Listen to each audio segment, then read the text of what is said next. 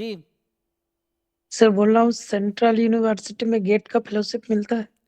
हाँ, अभी आजकल सेंट्रल यूनिवर्सिटी में जो है अभी 3 तरीका है एडमिशन लेने का ना। सेंट्रल यूनिवर्सिटी भी अब अभी जैसे अभी सेंट्रल यूनिवर्सिटी ऑफ झारखंड में आया हुआ है ना, पीएचडी का स्टैटिस्टिक्स में भी जी 30। जी। तो उसमें 3 रास्ते हैं, एक तो नेट के थ्रू भी जा सकते हो, अब गेट भी एक्सेप्ट कर रहे हैं, और इवन गेट गेट नहीं है तब भी हो जाएगा, इनका अपना एंट्रेंस एग्जाम है। सो अगर मान लो ये भी नहीं है ये भी नहीं है तो उनका यूनिवर्सिटी का अपना एंट्रेंस एग्जाम है। अच्छा, ठीक है। मतलब आपका डिपार्टमेंट में। हाँ हाँ हाँ, यूनिवर्सिटी एंट्रेंस एग्जाम है। तो ये तीनों रास्ता है, नेट है ओके उसके थ्रू अप्लाई करो, गेट है उसके थ्रू अप्लाई करो, नहीं है दोनों तो यूनिवर्सिटी का अपना एंट्रेंस एग्जाम है। जैसे सेंट्रल यूनिवर्सिटी झारखंड में भी आया हुआ है, 14 तक लास्ट डेट है। तुम अगर देखोगे सेंट्रल यूनिवर्सिटी ऑफ झारखंड में, मतलब पीएचडी मैथमेटिक्स या स्टैटिस्टिक्स या किसी भी डिपार्टमेंट में करना है तो उनके लिए एडवर्टाइजमेंट आया हुआ है। तो उसमें आप क्या है कि उनका इस तरह से नाम रखा ना, CUJRE एंट्रेंस टेस्ट ना, RET, Central University of Jharkhand research entrance test, ऐसा कुछ नाम रखा है। तो जिनका नेट गेट नहीं है ये एंट्रेंस होगा, नेट गेट के बदले मान लो एंट्रेंस होगा, इनका सिलेबस वही रहेगा जो नेट गेट का सिलेबस है, अराउंड नेट का जो सिलेबस है उसके आसपास। क्वेश्चन थोड़े इजी हो सकते हैं कंपेरेटिवली दैन नेट गेट। ये है, फिर ये क्वालिफाई करोगे, मान लो एग्जांपल के लिए डिपार्टमेंट ऑफ स्टैटिस्टिक्स का ही बताओ, 3 सीटें हैं।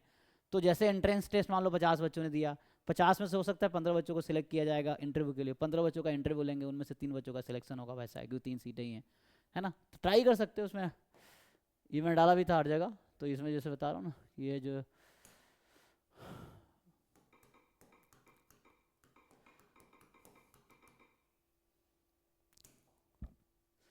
इसमें जो है इनका पीएचडी जो वैकेंट सीट है अभी,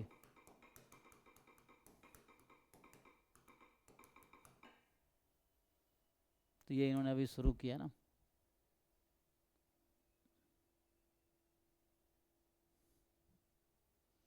है ना, डॉक्यूमेंट रिक्वायर्ड, ये इंस्ट्रक्शन ये ना, CUJRET Central University of Jharkhand research entrance test. तो ये वैकेंट सीट पे ये इसका आई थिंक ब्रोसर होगा।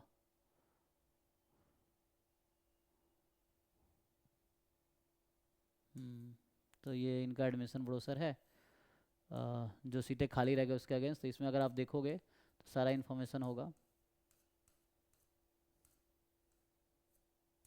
तो इसमें अप्लाई कर सकते हो ना। ये अप्लाई करने के लिए कहाँ पे अपना, जैसे मैं जहाँ पे वेबसाइट पे हूँ, ये है डेट, अभी ऑनलाइन एप्लीकेशन 21 तारीख को स्टार्ट हुआ है, 14 को क्लोज हो जाएगा।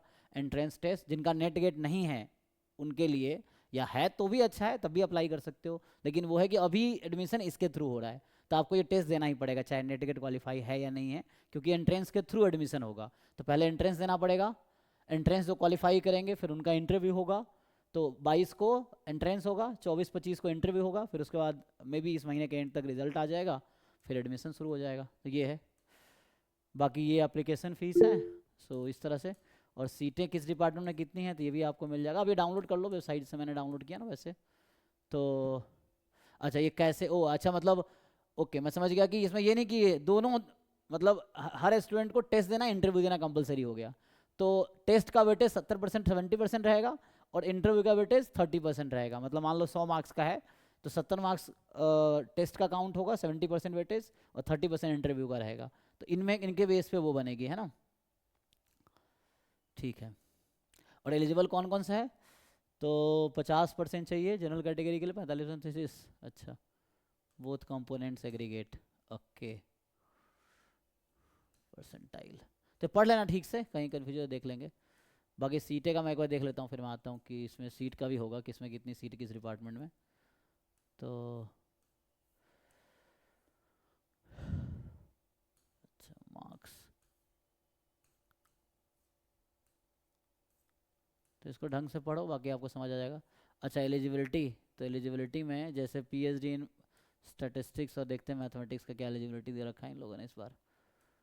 पीएचडी इन स्टैटिस्टिक्स, तो उसके लिए एमएससी स्टैटिस्टिक्स में चाहिए या अप्लाइड स्टैटिस्टिक्स में चाहिए स्पेशलाइजेशन, ये इसमें जो है ना पीएचडी के लिए।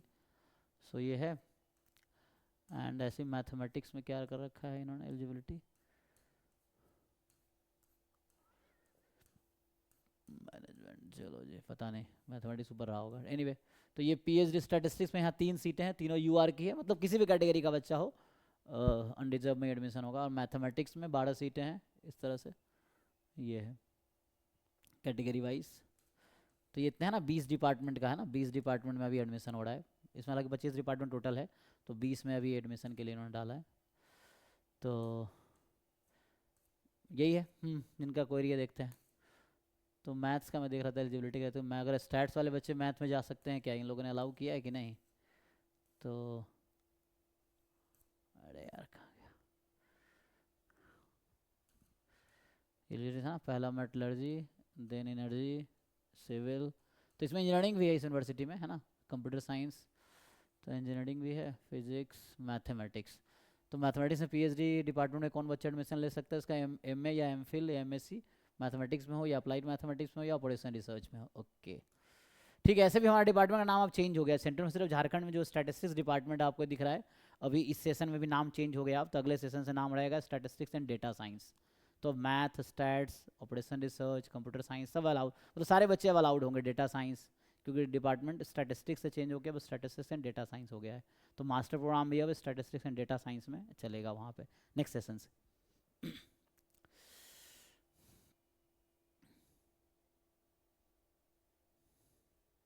ओके ठीक है ना। तो इस बार एलिजिबिलिटी में सिर्फ ये है, अगली बार से रहेगा statistics, mathematics, OR, data science, computer science, कोई भी एनी रेलिवेंट डिसिप्लिन, तो वो रहेगा। और ये department statistics and data science हो गया है अब। एनीवे ठीक है ना। तो जिनको इंटरेस्ट है you can apply for PhD, without NET GATE भी हो जाएगा।